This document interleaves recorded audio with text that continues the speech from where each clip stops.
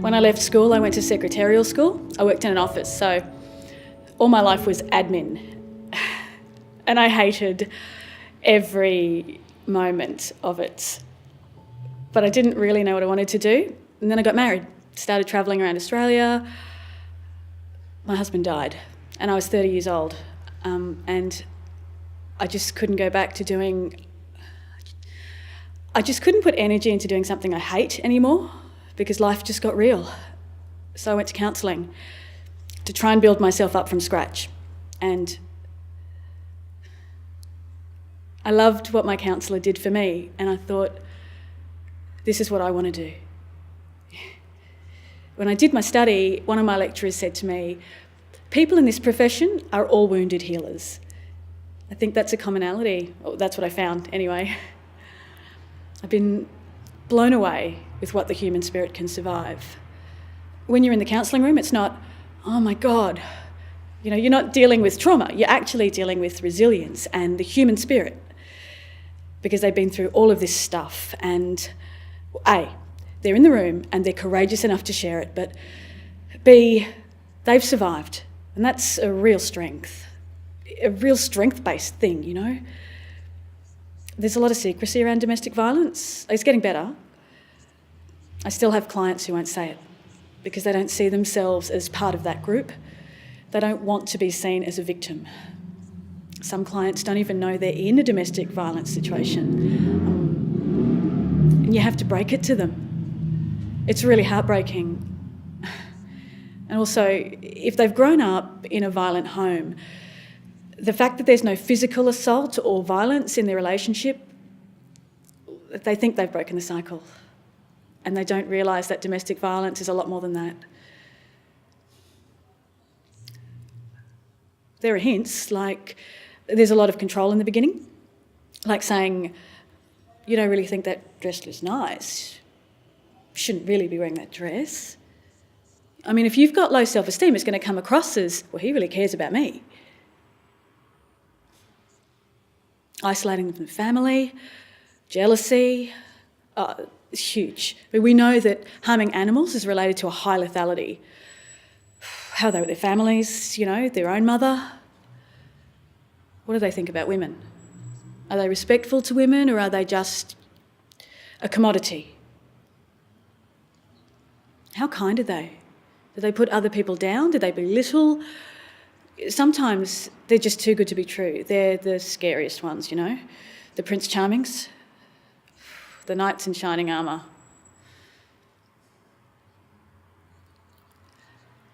Leaving a DV relationship, well, it's like breaking someone's arms and legs and then asking them, run around the block.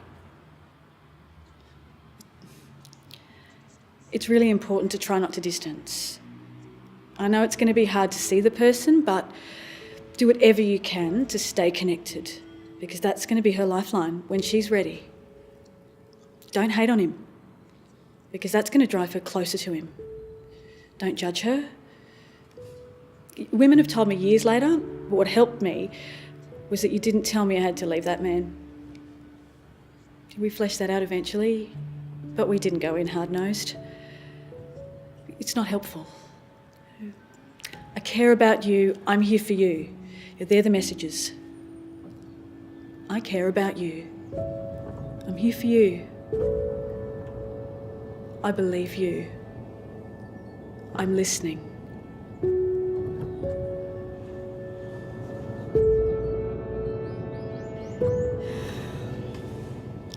I have worked all my life. I worked in retail for 11 years, and then I was senior administration for a national business. I'm quite a particular person. When I do admin, everything is perfect. Everything was perfect. I was in charge of all the finances, the money, and all that stuff. Sometimes I was in the franchises doing the paperwork for the bosses owned them. I was always a first or second in the admin in 35 stores. I was always at the top. I've always been an achiever. I did that for 21 years. It was all male dominated, and and I survived 21 years there.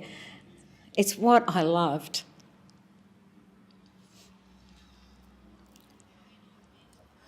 When I met my ex-partner, I wasn't looking for a relationship. I didn't want anyone in my life. I just wanted me and my daughter. But he really tried. He put in so much effort. And it felt good. He was just so nice. Like, I don't know, he would just go above and beyond for me. He was very charming, had charisma, and able to talk the talk and walk the walk, fancy clothes. He pretended to be highly educated, said he had a house on the water, but it was all lies. He'd been watching me. For him, it was financial. I had an investment property and I have a beautiful home.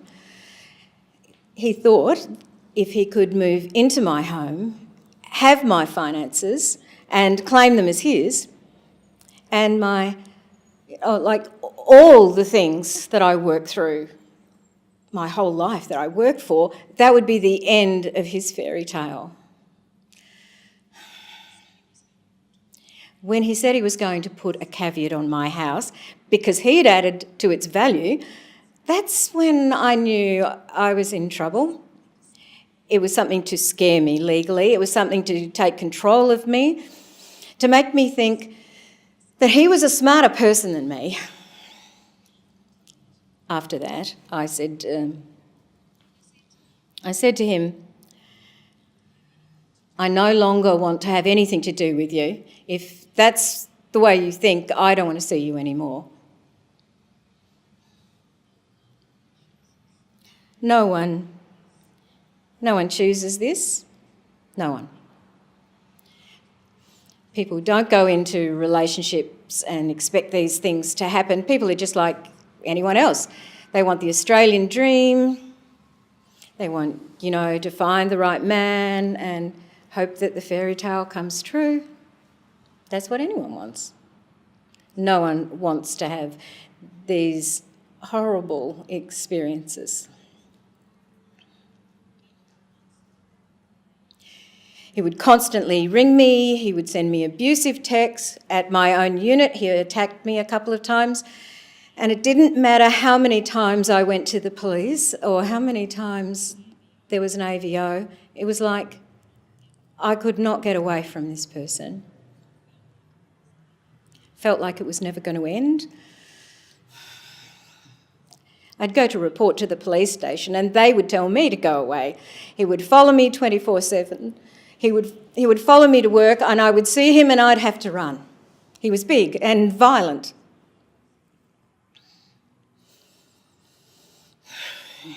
At first, people tried to help, but because I wasn't able to solve the problem, I got the blame in the end.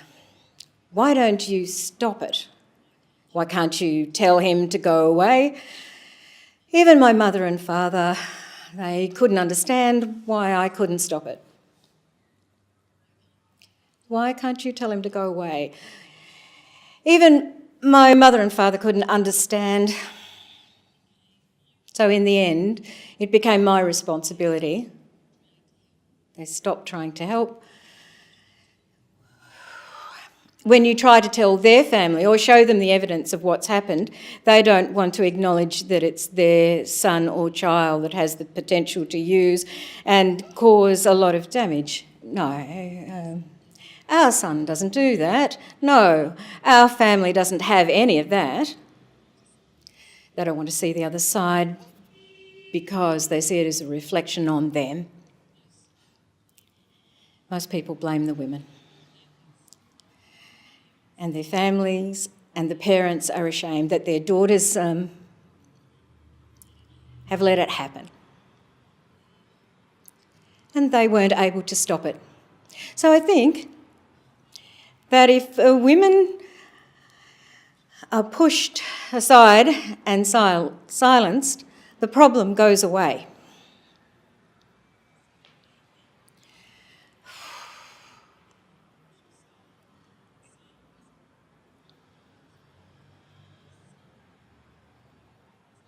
Because somehow people believe it's the woman's fault. And the men are just who they are, and it's to be accepted somehow that the women caused it. They don't look at the man and why he's doing it. They look at what did she do? What did she do to cause it? Why can't she stop it? What did she do for this to happen? But it's not the women or the parents, it's the men.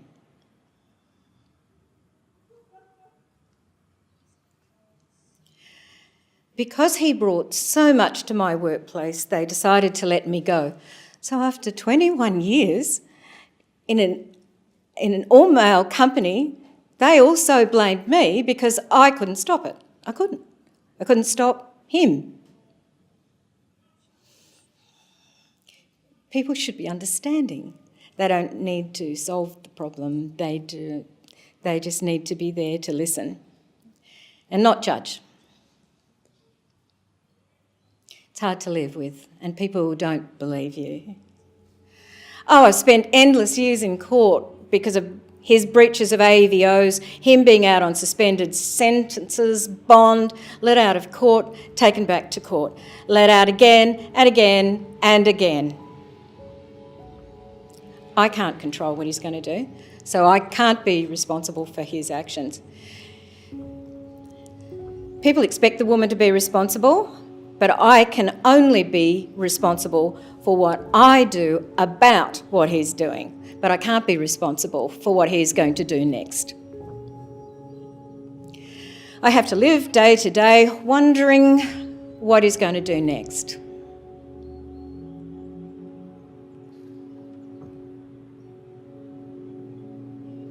The only reason he's not in prison is because I'm still alive.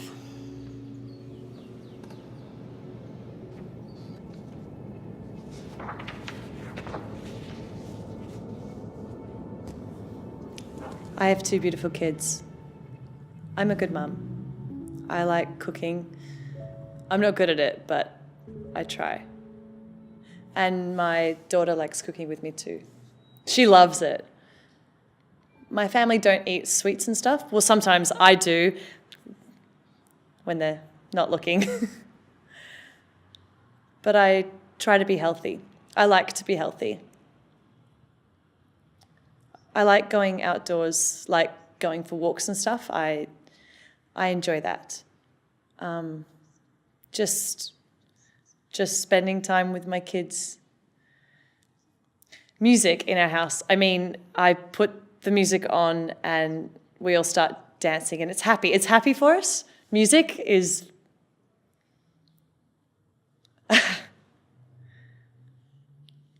I wanted to die when I was a kid. I'm not laughing because it's funny. I'm just laughing because I'm nervous. Me and my sister had to go to school by ourselves. I was in kindergarten and she was in year 1. We were constantly getting bullied because we didn't have school uniform. If we did, there were holes in our school uniforms. We didn't have food. We didn't have the school stuff we needed. We didn't have support. I was constantly getting in trouble from the shopkeeper because I was stealing food, but I was starving. I remember winning this prize for this artwork, and there was no one to be proud of me, no one to congratulate me. I don't want to be that mum. I want to be a proud mum. I am a proud mum. Anyway. We would walk from home to school, and on the way you see this beautiful mosque, temple. It was absolutely amazing. And as kids, me and my sister thought it was a castle.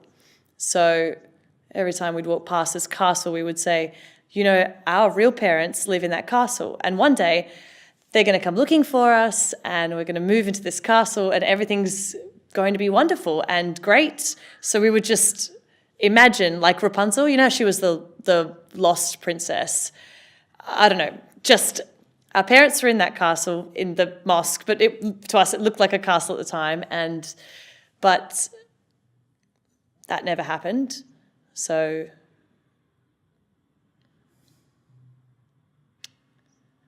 my uncle's brother molested me and my sister, and my mum called me a liar when I told her. She didn't believe me, and I got punished for lying. I got punished basically for being molested, for making up stories. I have a daughter. I always say to her, you know, she's got her boyfriends, not boyfriends, but she's got her male friends at school, and I always tell her, no boys allowed, play with the girls and that, but I'm thinking that's not the right message to send her, because these boys at school are lovely boys, and it's not their fault that there's other people in the world that are nasty. So I'm not really sure how to change my attitude towards men, but I know that telling my daughter, oh, stay away from the boys, no boys allowed, don't play with Jordan, don't play with Callum, I don't feel that I am sending her the right message, but as a mum, I'm just trying to protect her. I'm a DOCS kid. I was under the foster care system. Once you turn 18, you're off the system. They just kind of leave you out. That's it. They need to follow up with those kids and not just leave them in the lurch. I met my birth dad when I was 23. He was new in my life.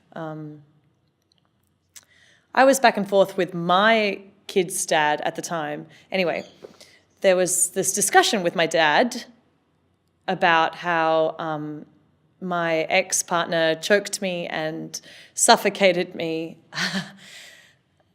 I don't know if I should tell you his response. So his response was a very unusual response. He said to me, was it during sex? Was it because you were having rough sex? And I'm thinking, I guess he doesn't really know how to respond.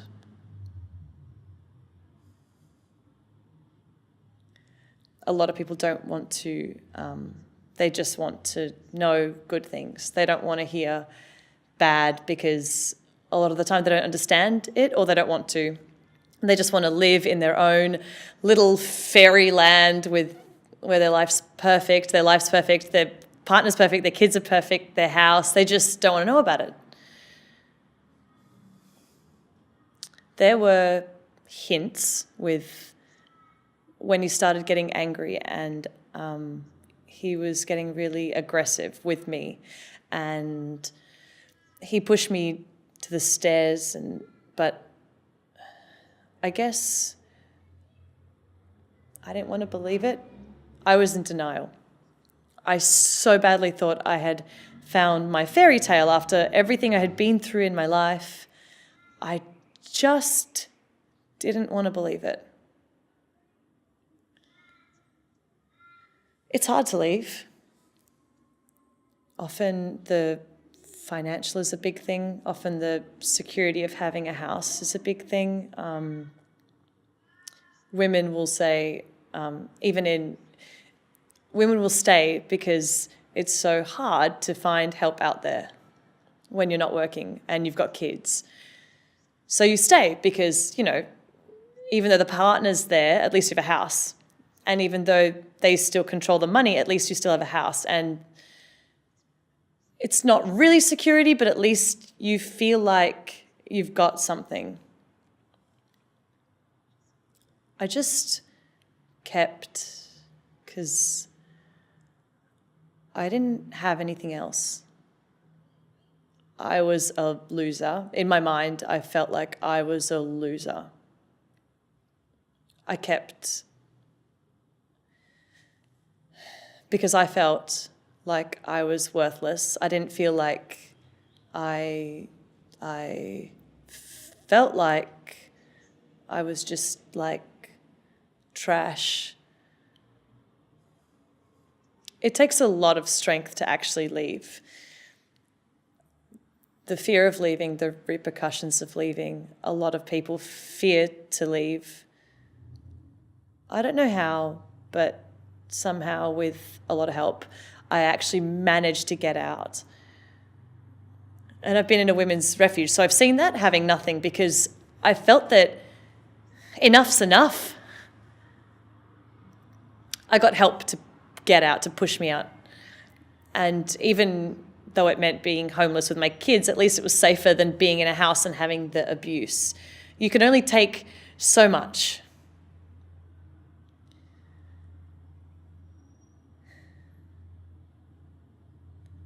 A friend of mine got killed. She didn't have that chance to leave because she was killed. And sometimes you don't even know. Some abusers are so silent, and then one day they just snap. And sometimes it's too late.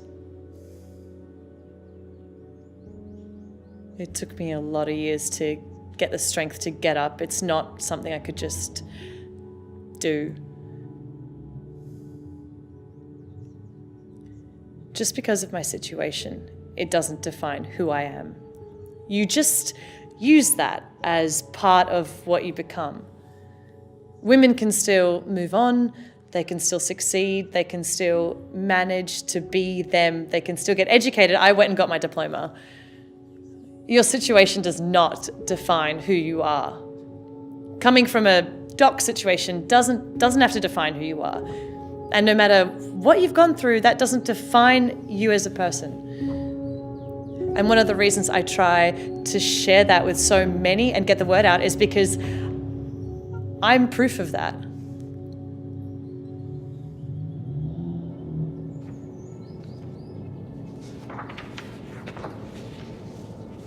I think I had a good childhood. I used to play outside a lot. No video games. I grew up on the northern beaches, and when I was about 12, I moved out here. My mum and dad both worked. They're still together. I have 2 brothers. They were both fun. We never argued, never fought. My parents, I think, were really my role models. I'm living with them now. I think like my dad, I think he's really hardworking. He's still working, and yeah, it's very sensitive. I don't know, especially with me and my brother. He really cares, you can tell. I wanted to get married and have kids, of course, yeah. Yeah, a mum and dad, maybe 2 kids, just what my family looked like. I think it was more like, the dad working, the mum staying home looking after the kids sort of thing. Now that I look at it, there were signs that it wouldn't have worked out with him. Violence and stuff. Not really like, you could tell he was a bit aggressive, but not, like it was more verbal, not the physical side. Yeah. I never thought I'd be in that situation.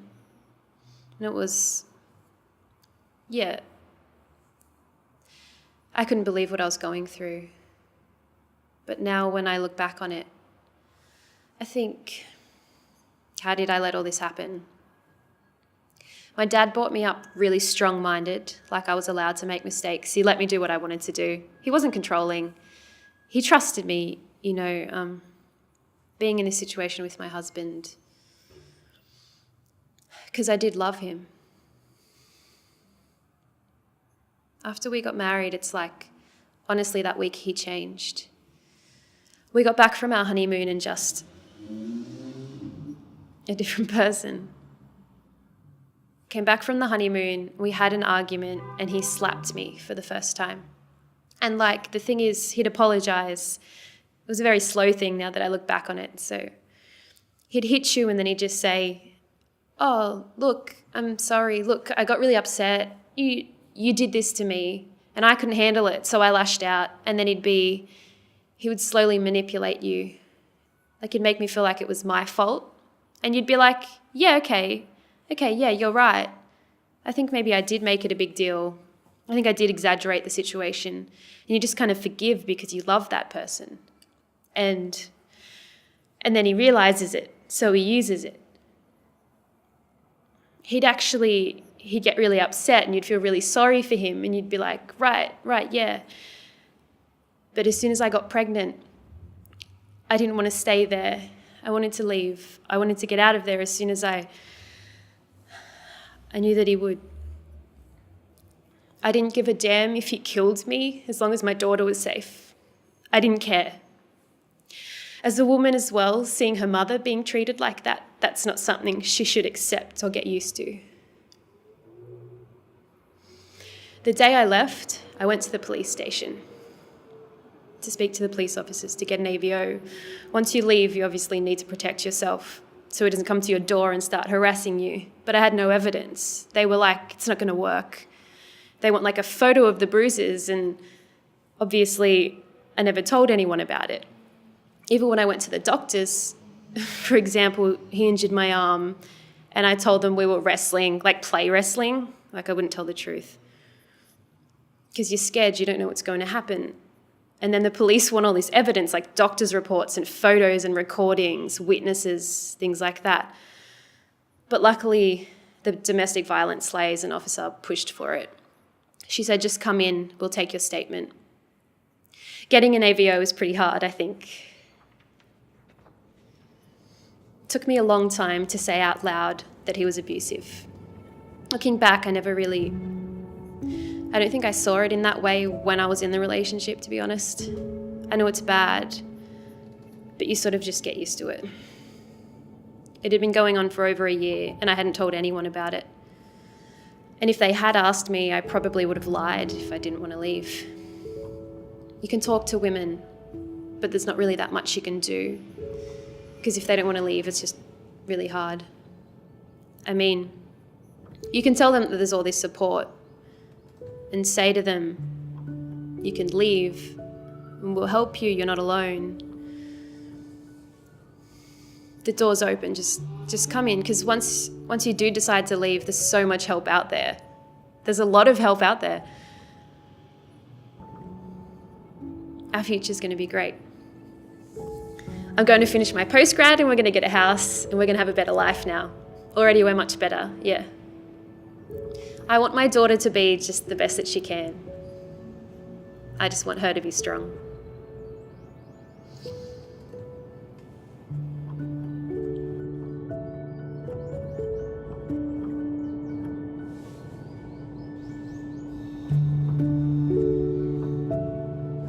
Your situation does not define who you are. And no matter what you've gone through, that doesn't define you as a person. And one of the reasons why I try to share this with so many and get the word out is because I'm proof of that. Freedom. It's freedom. I went on a 3-day women's retreat and it just brought us together. And all the women I went with, we all became friends after. Women in this situation, don't let the men win, because you are worth it. Don't let it define you by who they are. Be who you are.